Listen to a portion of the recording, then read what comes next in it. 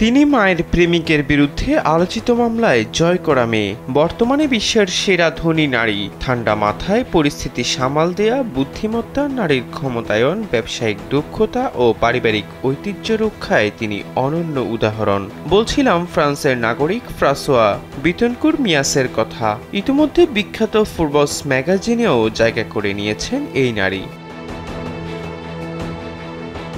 অদম্য এই নারীর সংগ্রামী জীবন সম্পর্কে জানতে হলে একটু পেছনে যেতে হবে। ইউজিন শুলা 1909 সালে লাক্সারি কসমেটিক ব্র্যান্ড লরিয়েল প্রতিষ্ঠা করেন। শুলার মৃত্যুর পর তার সব সম্পদ একমাত্র মেয়ে লিলিয়ান বিতনকুরের কাছে হস্তান্তরিত হয়। স্যান্ডেলিনা সো, রূপচর্চায় আভিজাত্য।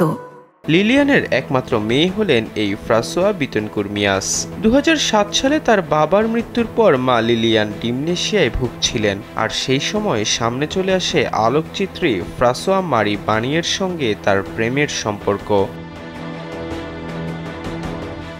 ওই সময় মায়ের প্রেমিক ও মায়ের বিরুদ্ধে মামলা করেন ফ্রাঁসোয়া। তিনি অভিযোগ করেন মায়ের ডিমনেশিয়ার সুযোগ নিয়ে তার প্রেমিক তার সব সম্পত্তি হাতিয়ে নেয়ার প্রক্রিয়া শুরু করেছেন।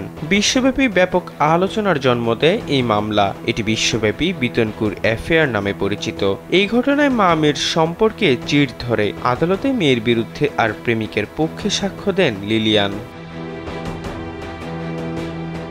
জানান প্রেমিককে দামি উপহার দিতে ভালোবাসেন তিনি, আর মেয়ে বলেন তিনি কেবল তার মা আর পারিবারিক সম্পদ রক্ষা করতে চান। অনেক আইনি জটিলতার পর 2011 সালে ফরাসি আদালত ফ্রাঁসোয়ার অভিযোগের সত্যতা পান এবং তার পক্ষে রায় দেন। এরপর 2017 সালে লিলিয়ানের মৃত্যুর পর তার সব সম্পদের মালিকানা পান মেয়ে ফ্রাঁসোয়া। ফলে তিনি বিশ্বের সবচেয়ে ধনী নারীর উপাধি লাভ করেন।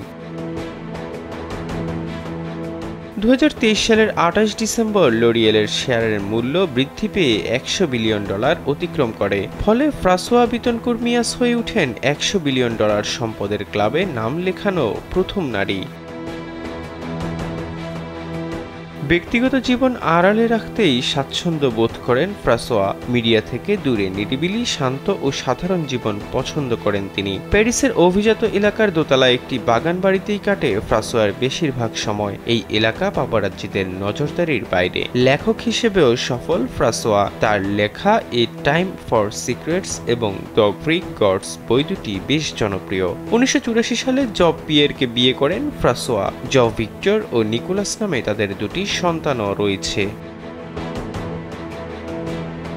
মা ও তার প্রেমিকের বিরুদ্ধে মামলা করে ব্যাপক আলোচনার জন্ম দিয়েছিলেন ফ্রাঁসোয়া। এই মামলার উপর ভিত্তি করে 2023 সালের নভেম্বরে নেটফ্লিক্সে the billionaire, the butler and the boyfriend শিরোনামে প্রামাণ্যচিত্র মুক্তি পায়। এহসান আব্দুল্লাহ, কালবেলা।